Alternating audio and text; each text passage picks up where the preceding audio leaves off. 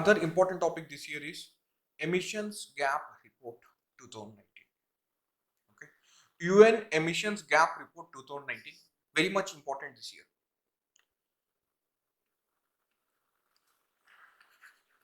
My dear friends, if you analyze previous year papers, okay, if you analyze previous year papers, you come across questions every year, around 2 to 3 questions on reports and indices. Okay, although in market you will get a list of around 200 reports and indices, not reports. If you remember or if you have idea around 40 to 50 reports, your job is finished. Easily you can score 4 marks, 2 questions. Easily you can score 4 marks.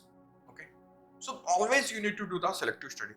In fact, last year this has made us IAS Army very much famous. Okay, as many of you know, we last year we have released a current affairs magazine. Okay, this reinstates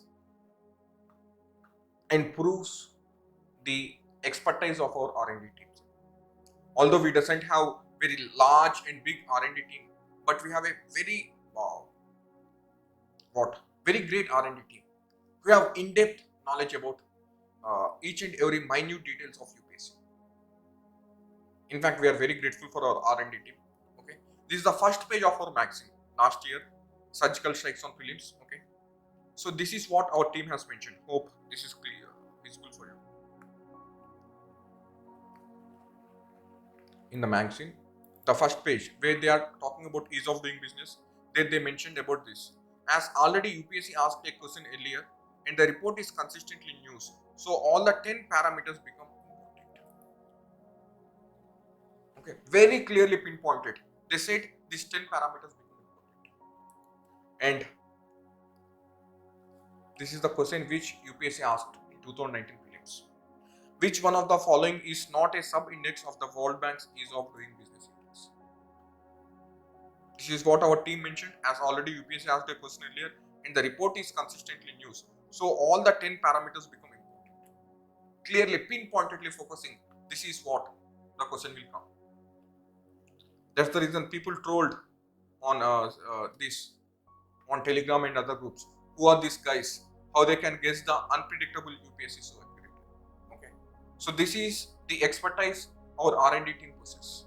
Okay, so last year we said for sure the question will come from this. The question came, and largely we expect this year the climate change indexes. Okay,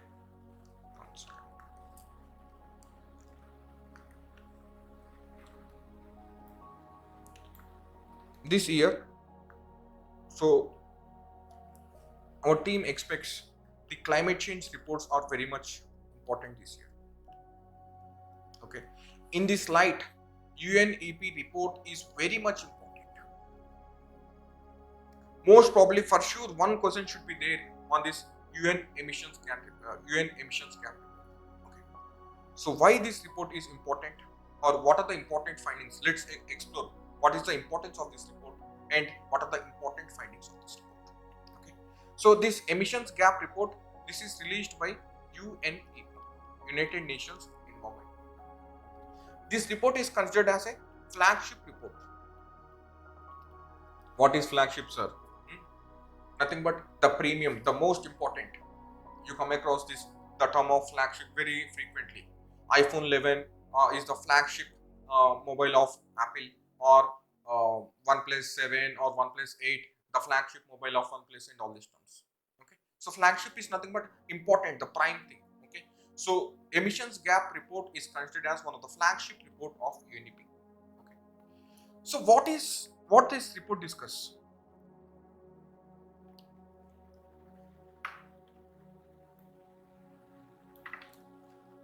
What is this emission gap? What is the importance of this report? This is also referred as commitment gap. Okay. The report highlights about the emission gap. What is this emission gap? It talks about how much we are emitting? What we are emitting, sir? GHG gases. How much GHG gases we are emitting and how much we should emit?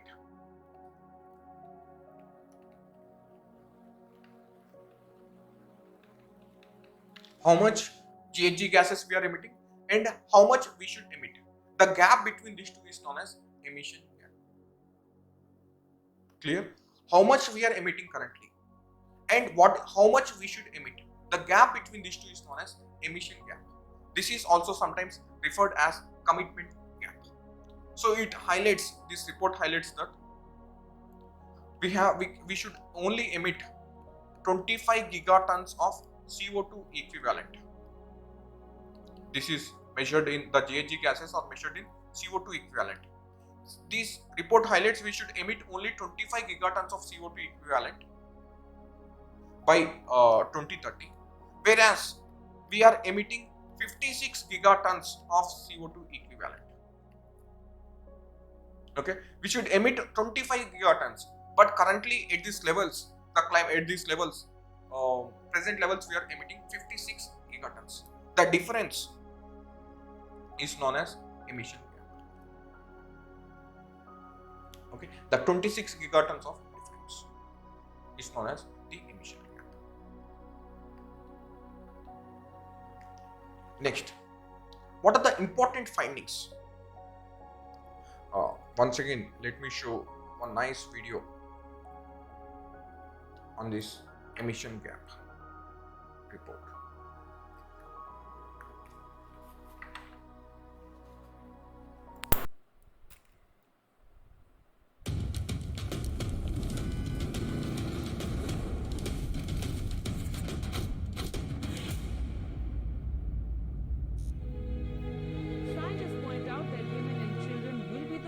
Hit by climate change, despite the view that they are We fool ourselves if we think we can fool nature, because nature always strikes back. The eyes of all future generations are upon you, and if you choose to fail us, I say we will never forgive you.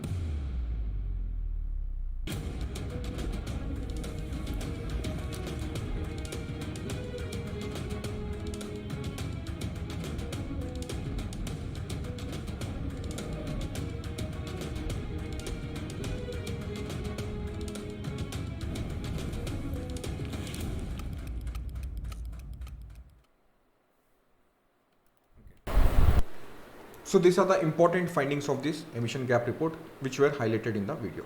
So let's once again discuss what are the key findings of this report. Key findings of this emission gap report. What is the goal of Paris Climate Agreement, sir? We should restrict the temperature rise to 2 degrees centigrade, but we should try our level best to restrict to 1.5 degrees centigrade. This is what all the countries came together and agreed in 2015 at Paris. So this says that world will fail.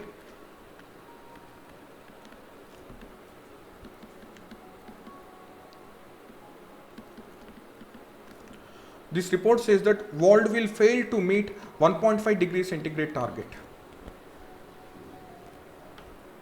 unless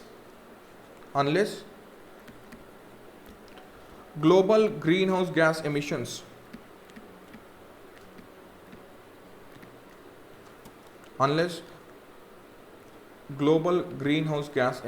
or GHG emissions reduced by 7.6% each year. We should reduce the global greenhouse gas emissions by 7.6% each year. Then only we will succeed in restricting the temperature rise to 1.5 degrees centigrade. Else, if we fail to restrict the temperature rise to 7.6 percentage, if we fail to restrict the GHG emissions by 7.6 percentage, for sure we will fail to restrict the temperature rise to 1.5 degrees centigrade. Already this report says that This report highlights that already the temperature raised by 1.1 degrees centigrade compared to the pre-industrial emissions level. Now the very narrow window is left for us, that is 0.4 degrees centigrade. My dear friends, see the emergency. That's the reason few countries are declaring climate emergency. We have left, the only window left for us is 0.4 degrees centigrade. That's the reason the report strictly advocates that the entire country should come together and should reduce the global greenhouse gas emissions by 7.6% each year. This is one of the important findings of this report. And this report says that global temperatures will rise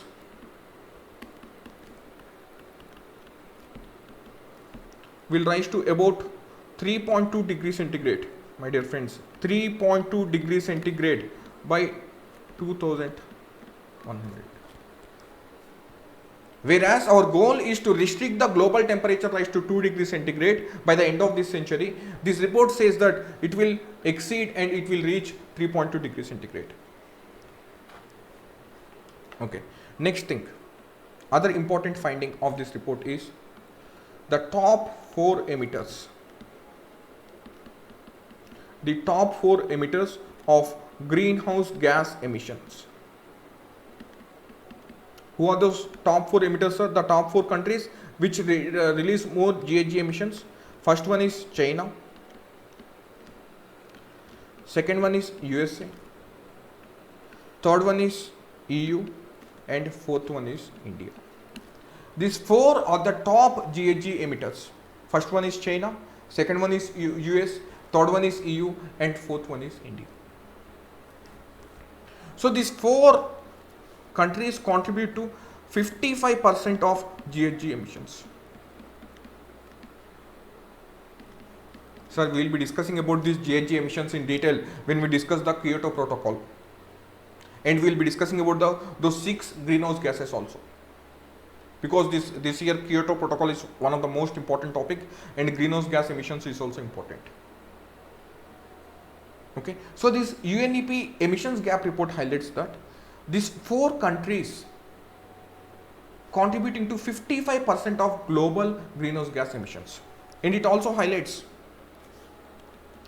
the G20 countries, the group 20 countries, the G20 countries are contributing to 78% of GHG emissions. Or contributing to 78% of GHG emissions. My dear friends, close to we have 200 countries. Okay, out of these 200 countries, 197 to 200 countries we have close to. Out of these countries, 20 countries are releasing 78% of greenhouse gas emissions. Okay, and one more other important fact we need to remember is it also talks about sector-wise emissions. Largest sector-wise emissions. Yes, sir. Which sector releases more GHG gases? First one is energy sector. Okay, followed by industries, followed by forestry. Sir, how forestry is releasing greenhouse gases, sir? Through wildfires. Okay, next transport and agriculture. These are the largest sectors which emit greenhouse gas emissions. First one is energy.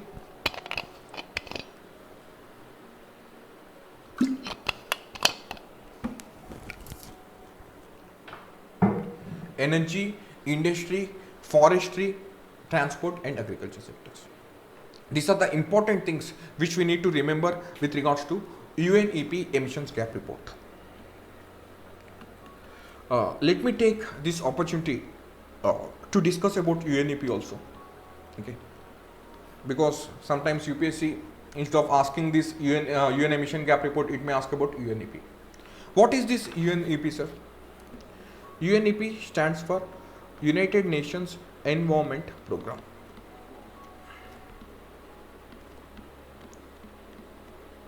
It stands for United Nations Environment Program. So this UNEP was set in the aftermath of it was set up after UN conference on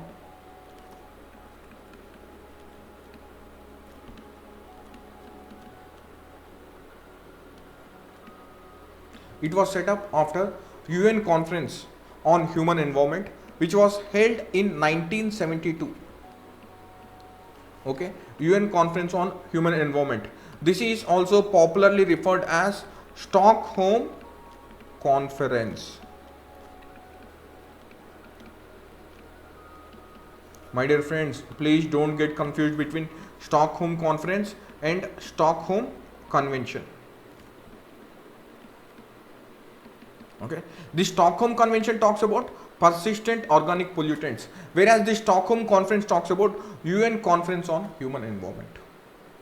This UN Conference on Human Environment held on June 5th, 1972. That's the reason we celebrate June 5th as World Environment Day.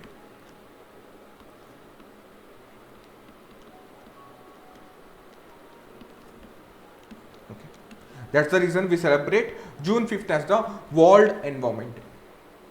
So this United Nations Environment Program was set up after the Stockholm Conference or the UN Conference on Human Environment.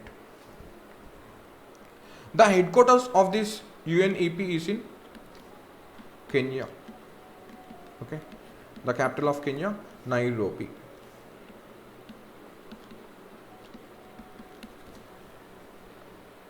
It was set up in Kenya. The capital, the UNEP, the headquarters of UNEP is in Nairobi, the capital of Kenya. Okay. We discussed UN emissions gap report is released by.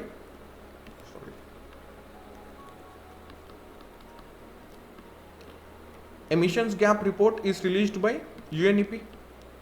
Okay, and UNEP also releases other important report. One more important report, that is Global Environment Outlook.